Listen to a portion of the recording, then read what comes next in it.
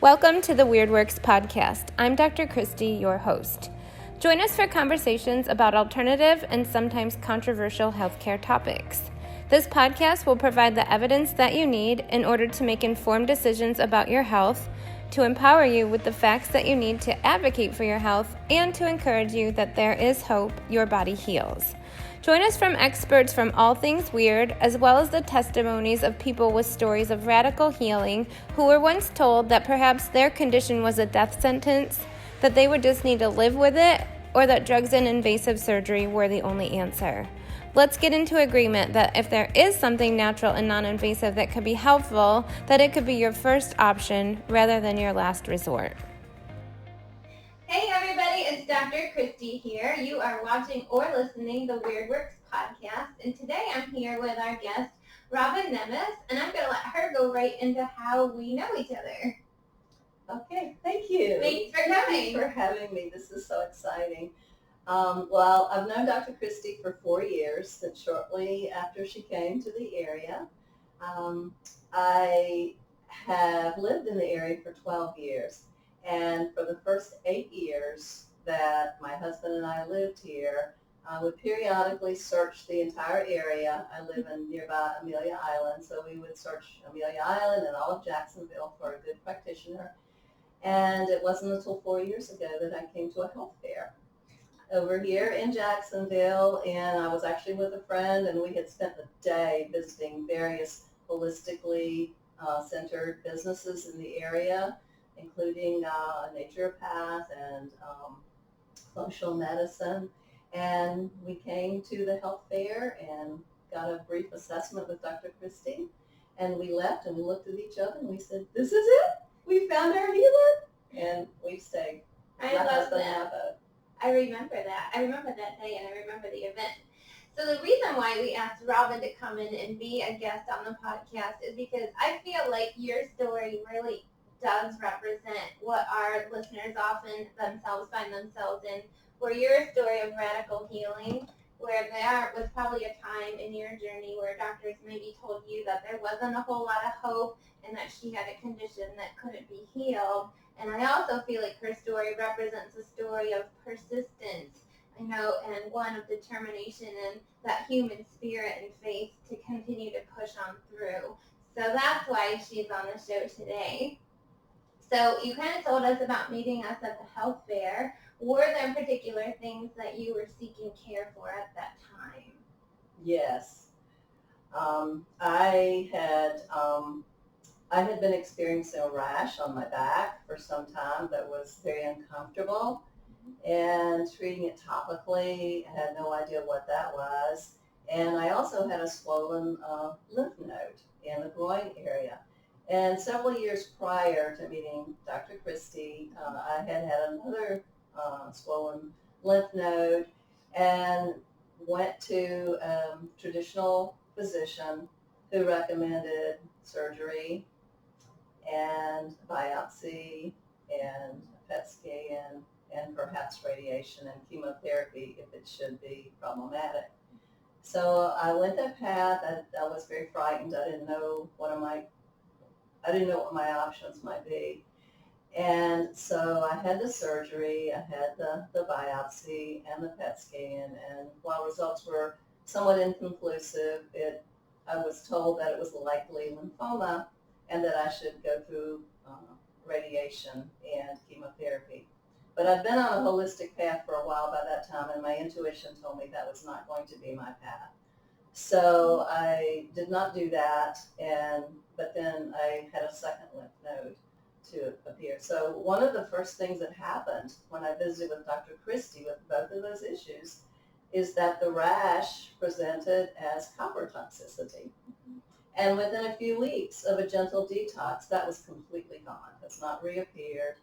And the swollen lymph node presented as congestion. And with a drainage supplement, that resolved itself. I've not had any more issues with that. And my husband also he was suffering with panic attacks and with racing heartbeat. And that presented itself as adrenal fatigue. And with adrenal support, he is now balanced through any challenges in life. He remains calm and balanced. So we started off with resolving some issues that were very troubling for us. And over these 4 years, some other things have presented themselves. MSG toxicity at one point, organs that needed support, and everything has been resolved. That's awesome.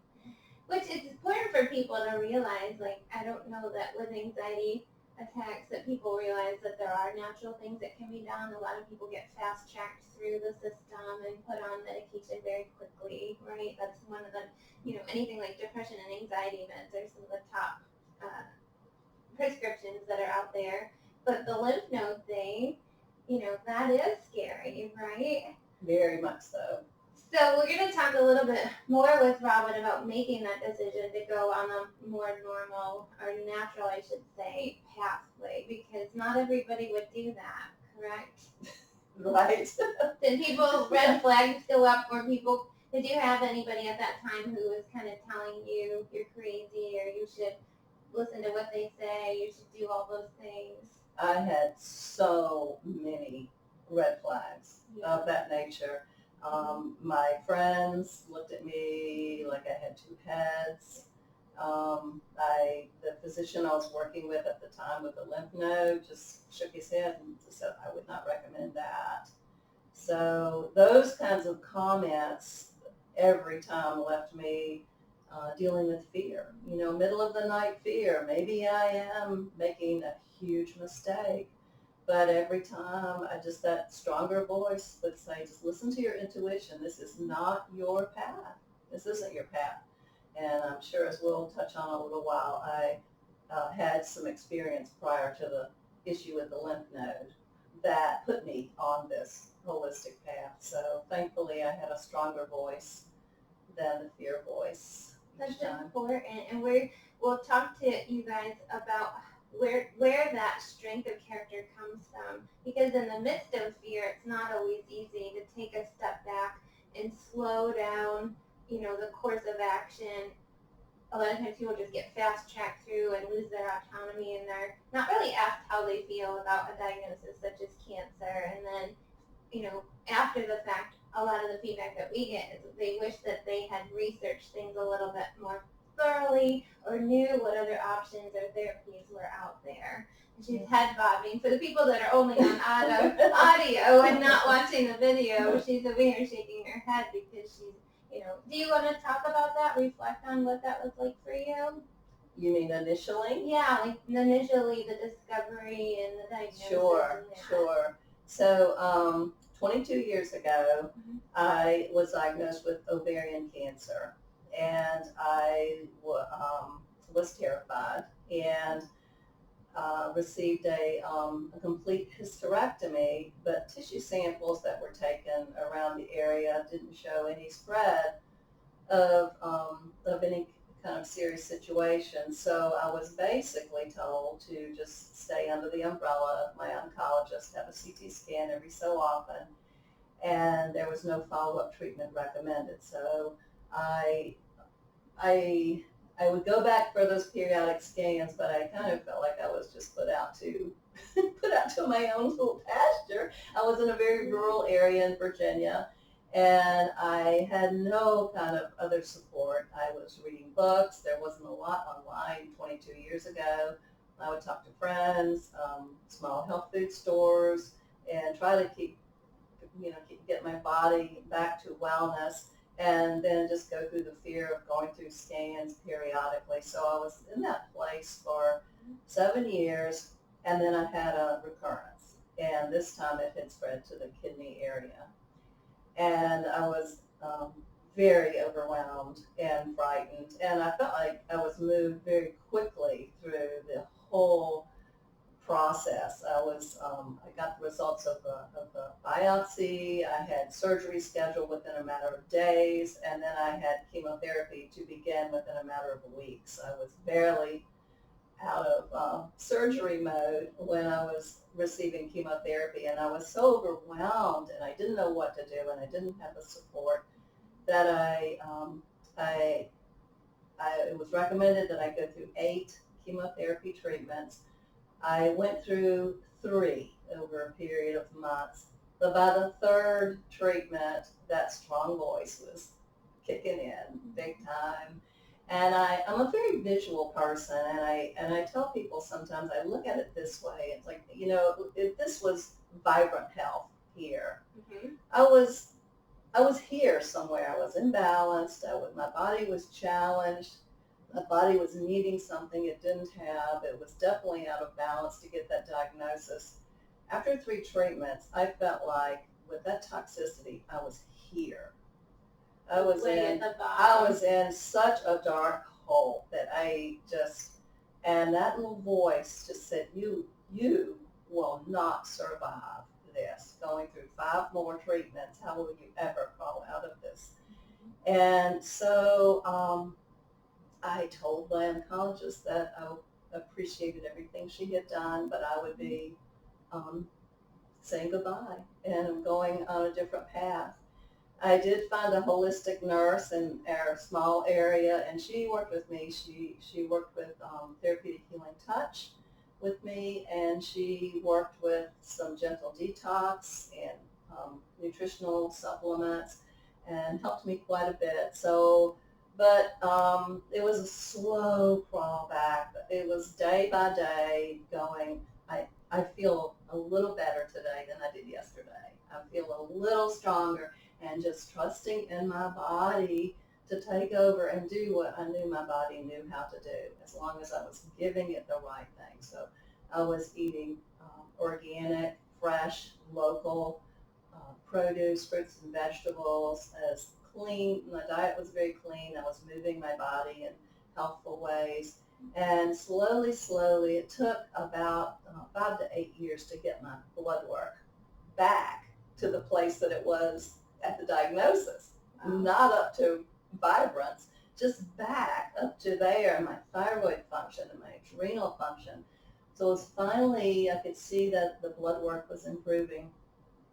But I began to read more books like Louise Hay and Brene Brown and Pema Chodron, and I began to understand the emotional component with this situation as well. And from childhood, I had dealt with some anxieties about not measuring up in some way. That could get triggered for me. I was more emotionally guarded. I had some issues around fear of vulnerability. And at the time of my 2nd diagnosis, I was dating the man that I ultimately married. And when I received the diagnosis, his first words were, what do we do? What do we do? And there was something about that just started to break open. All that part of me that wanted to stay guarded or wanted to feel like if you really knew me, he would not stay. There's these pieces of me that aren't real, acceptable in some way.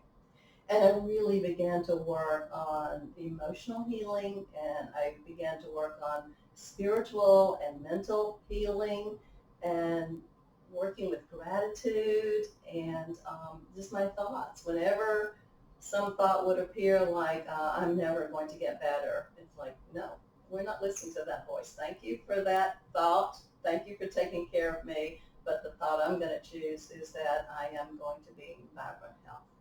And I'm maybe not there today, but I'm going to be there. And just working with mental and spiritual kinds of thinking. When we moved to Florida, at the time, I still thought, this was 12 years ago, I thought perhaps I should have an oncologist in my corner, just in case. I still wasn't quite there. So I went to one oncologist, and he recommended to me that I get my affairs in order. Wow. After looking at my charts. So I said, well, thank you, and I left.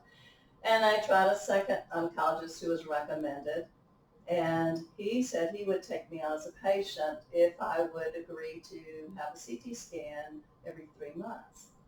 And I remember looking at him, and I said, you mean in order for me to attain health and wellness again, you would like to irradiate me in that way 4 times a year?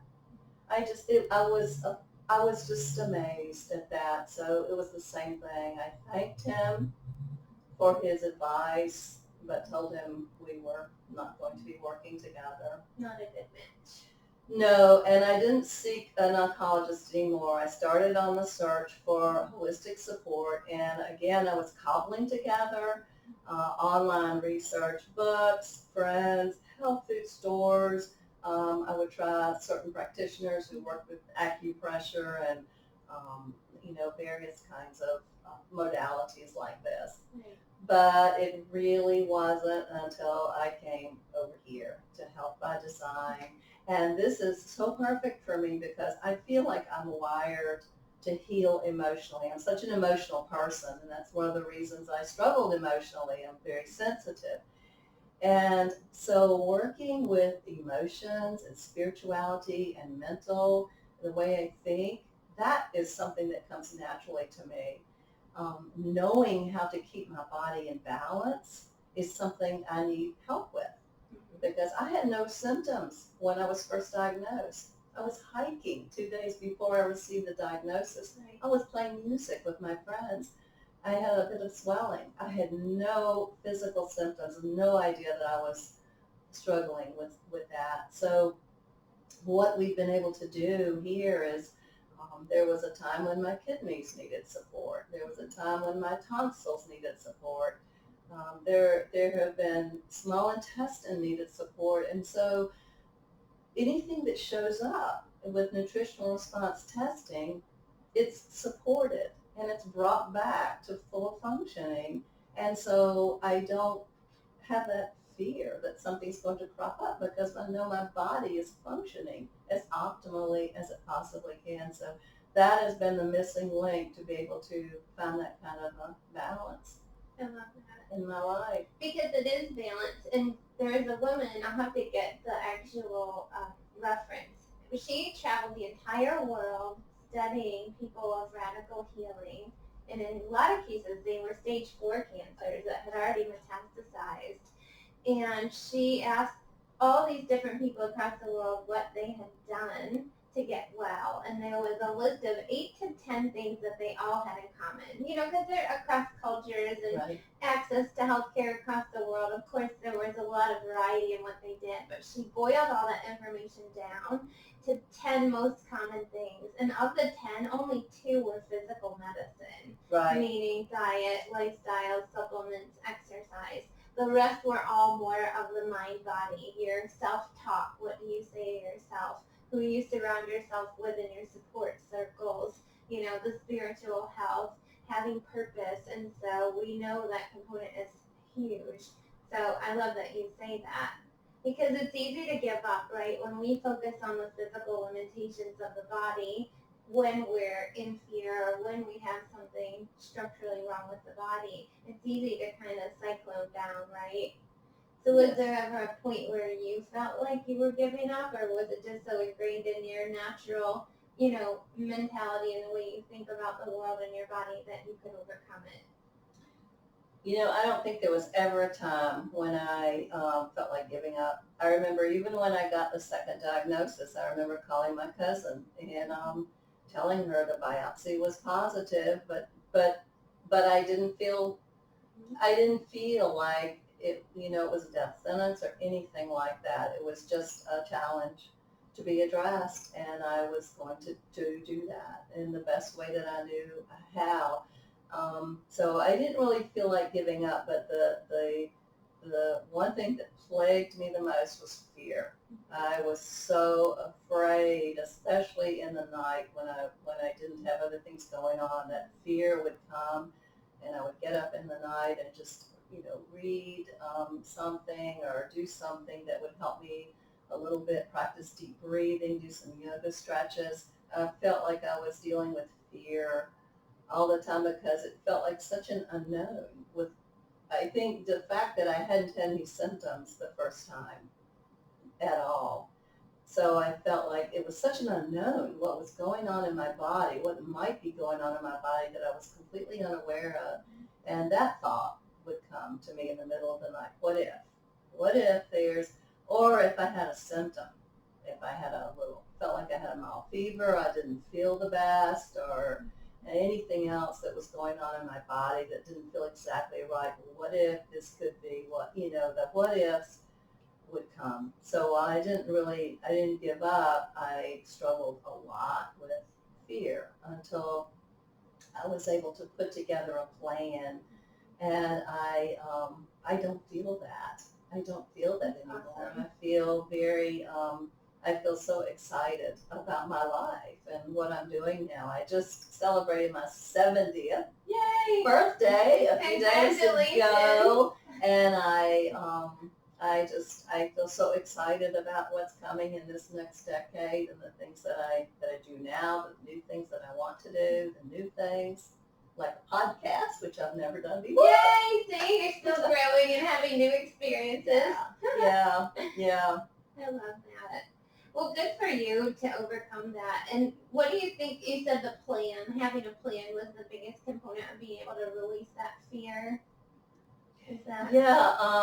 I actually brought this journal I love today. this. You guys are in for a treat. I love to journal. I teach. I facilitate creative wellness type journals, and for example, I'll show you one before the other, but I know you can't see from here. But I did one on sensitivity, because I've always told myself I am so sensitive. Really? I am so sensitive. Oh, why am I so sensitive? Why does that hurt so much?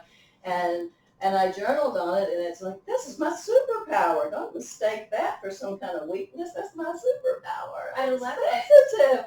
And so I turned that completely around, better hurt than hardened always in life, and I'll take the hurt over the hardness any day. So I journaled over something that had always felt like a weakness to me, and it no longer feels like that. But I think the thing that keeps me the strongest is learning about energy vibration. And I know Dr. Christie knows all about that, because that's what she does. But for anybody watching, everything in the universe is composed of energy, has energy vibration. Even rocks vibrate very slowly. Human beings vibrate, and we can vibrate very high when we're a place of joy and gratitude and love and appreciation. And we can vibe very low when we're in a place of chronic resentment or other negative feelings that are just pulling us down. It's not that we don't all balance between us, but then every emotion is valuable, but it's staying in that place of resentment for a long time, and just in not coming up here to appreciate even the lessons, even the hardest lessons, and knowing what we learned from that. And just, I think my prayers oftentimes are prayers of gratitude.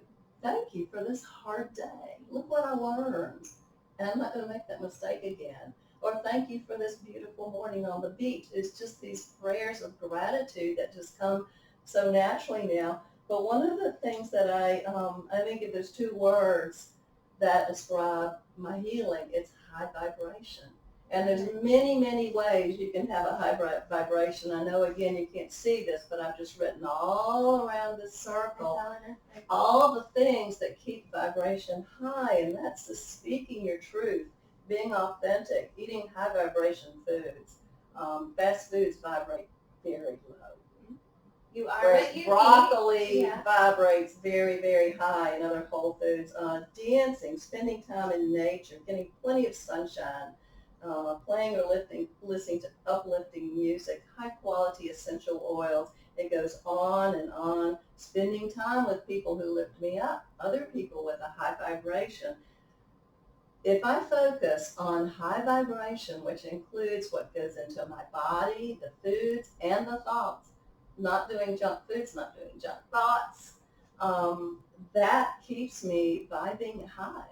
And that really is keeping me feeling energetically strong and up for life and up for all the things that interest me in my life, looking for new avenues to explore. Yeah, I love it. Do you want to share, sorry, not you guys, do you want to share with the listeners how you learned a lot of this stuff about food, the vibration of words, the just your thoughts and the power of all of that. Are there some resources that were most helpful for you when you were learning these techniques? There were a lot of resources that I used. I actually walked into my first health food store when I was 25 years old, and I became passionate about whole grains, organic fruits and vegetables, and I always had a relatively clean diet. So when I received a diagnosis at the age of 48, a lot of my friends and family members said, this doesn't make any sense. We're the ones that should be getting the diagnosis. We're the ones that smoke or the ones that eat. And I went through a lot of that feeling betrayed. It's like kind of like my body had betrayed me. I've been eating a really clean diet, and still this came my way. So it was a while before I got the emotional, spiritual, and mental component to this, and really began to heal that. And looking at vibration, a lot of books helped me. I read books on energy healing, like Donna Eden, which helped me understand energy vibration. Louise Hay has been a tremendous help to me to understanding that an emotion that's blocked or stuck in the body can create illness, and particular kinds of illness. I read a lot on energy healing there for a while, and that helped me. Energy, and Brene Brown, very helpful, working with shame and what feelings of shame or regret can do in your body. Those are all great references. I'm familiar with all of those and have read a bunch of the same and studied a bunch of the same materials, and they're very good. There's a book that we have upstairs in the waiting room, and it's called Feelings Buried Alive Never Die. And what's interesting about it is, like you were talking about, the ovaries are related to a certain energy center, and then that energy center also would represent particular emotions. And so it has a reference where you can look up if you have tension headaches, or you have something wrong with your teeth, or you have something wrong with your breast or your gut, and it tells you what the blocked emotions related to those issues are. And then there's a section to help you start to write positive affirmations, to flip the script from the negative emotions to the positive.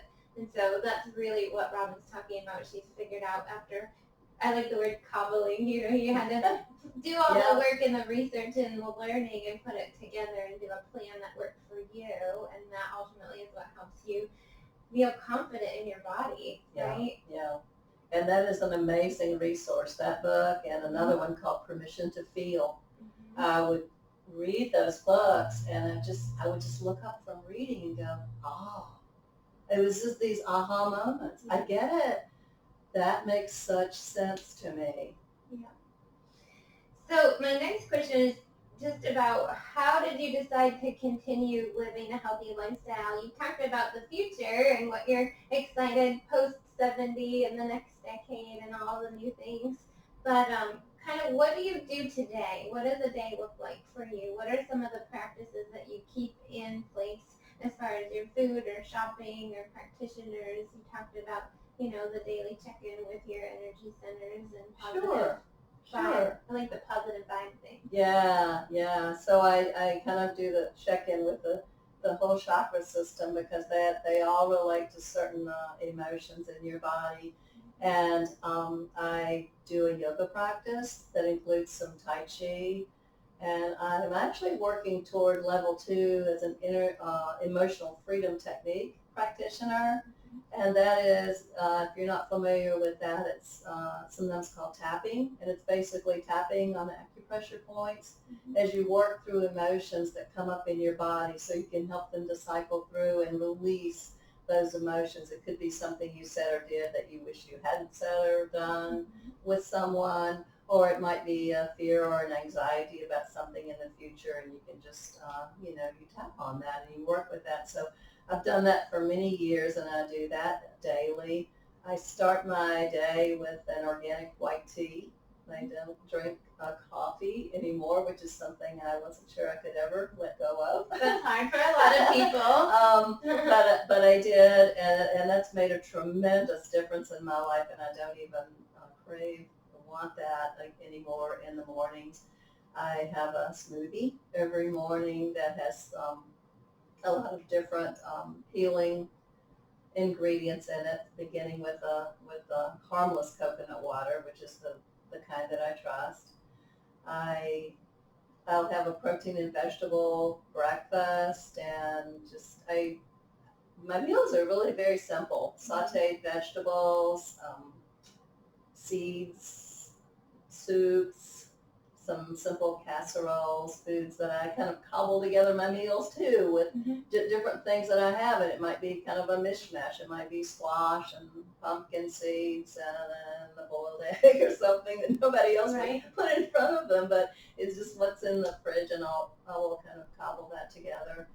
I take a walk on the beach, or I go for a bike ride every day that I possibly can. If I can't do that, I put on a video and I dance, or I hula hoop in the house.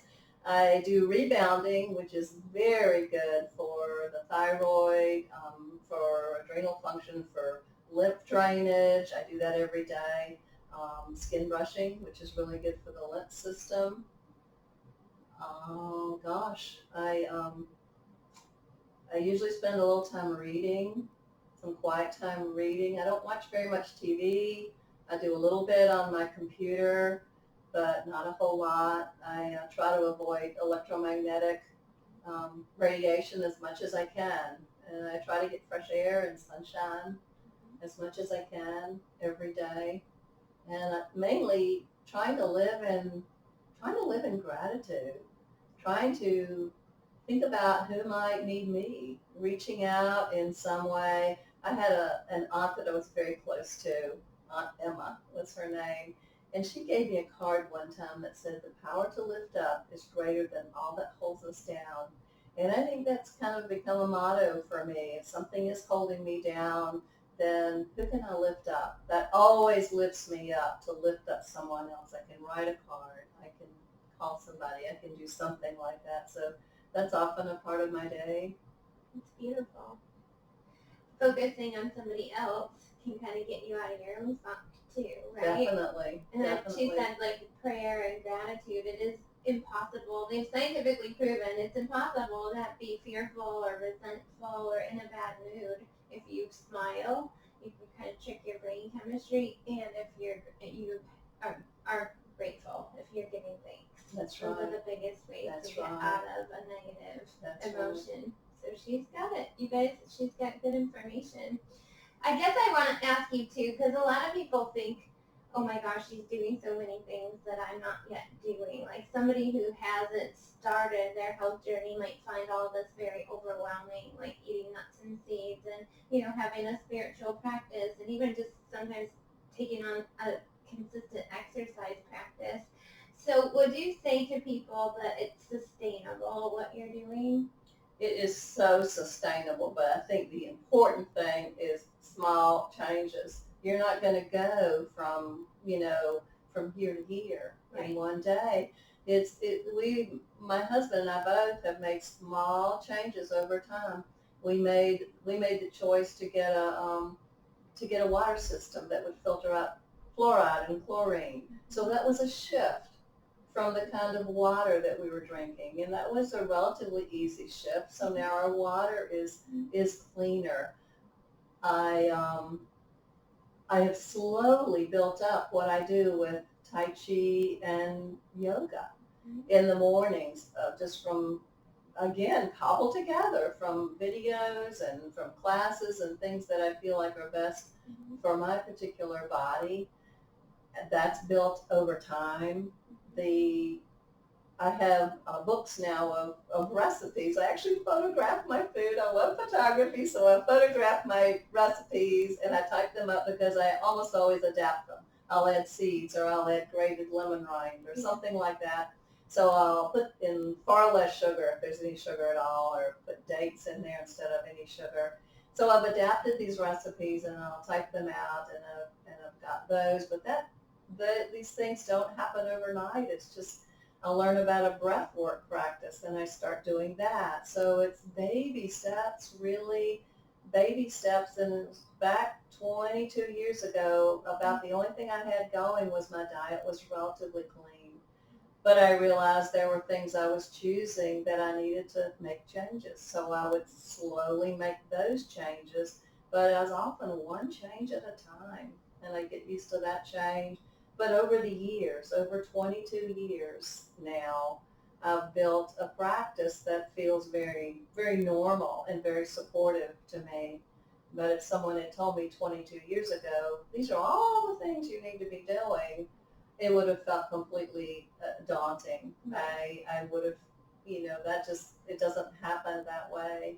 But just honoring and being grateful for every small change, and everybody's path looks different. It could be just developing a gratitude practice can be huge without doing some of the other things that I'm doing. So I just love the whole process of being as holistic as I possibly can be. I love poetry. I love Mary Oliver's poetry and her poem about this one wild and precious life. It's what I have. Mm-hmm. And I've been so blessed to have 70 years. And I would love to be hiking mountains when I'm 99 and beyond. And so because I see that kind of future, and I don't talk about aging in negative ways. Sometimes I hear people, seems like particularly women, talking about aging in a way that it's like, well, we're 72.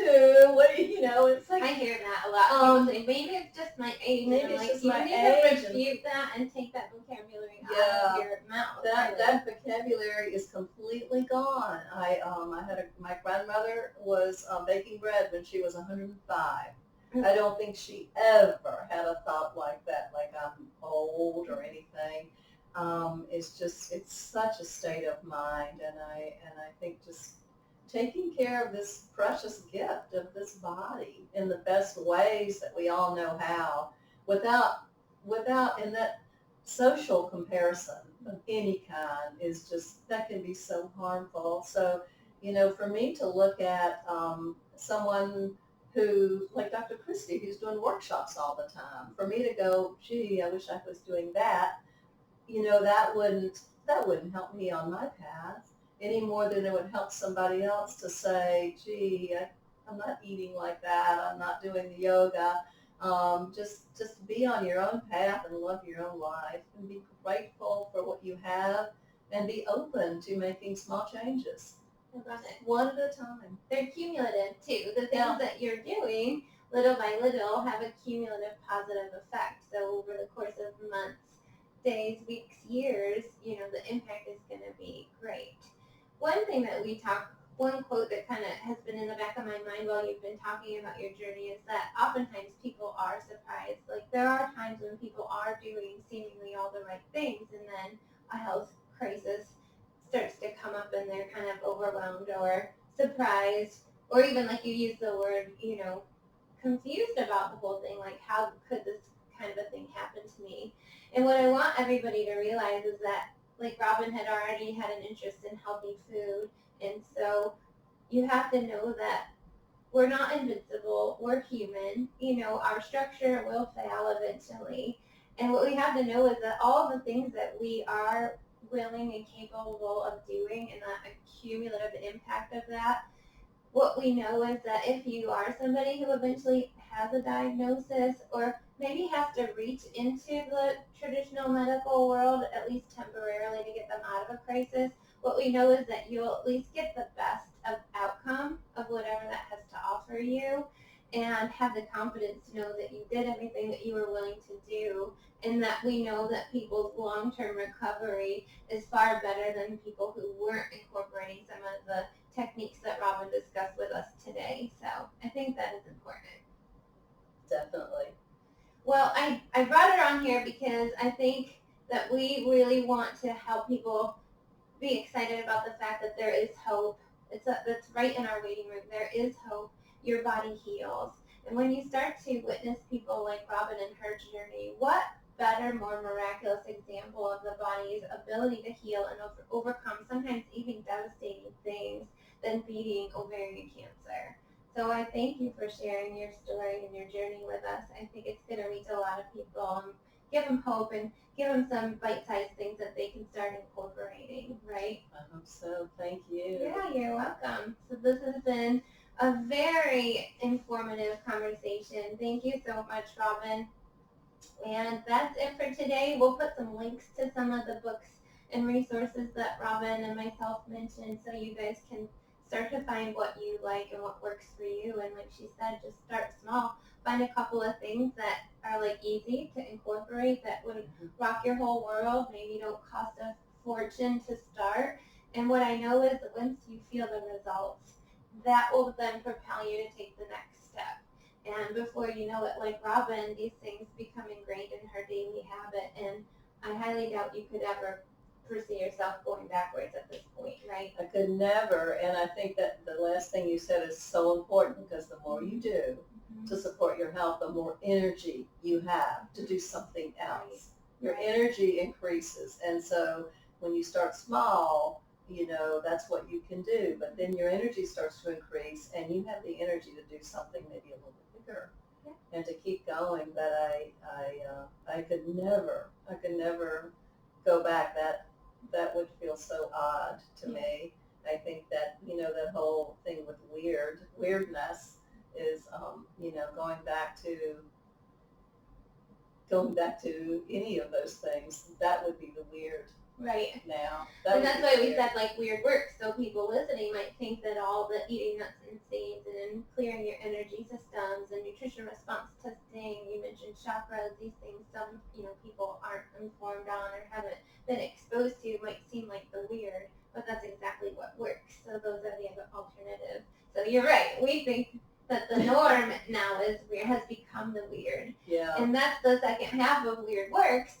That we acknowledge the weird, or just that it's the unusual, it's not mainstream is really what weird is, but it does work. There is a lot of validity in some of the things that Robyn shared with us today. There are physicists, even and scientists, who have proven all the work in all the energy medicine realms and how it works exactly with physics. So the stuff isn't real woo, it's just that people don't know about it.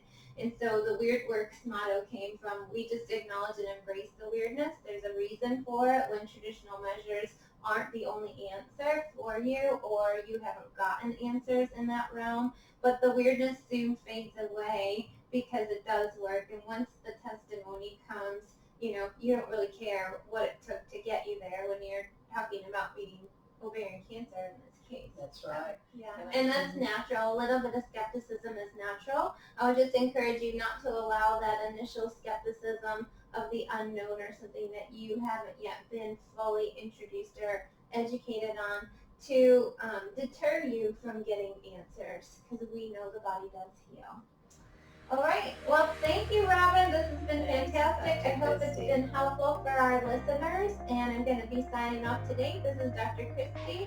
And in good health naturally, we'll talk to you next time.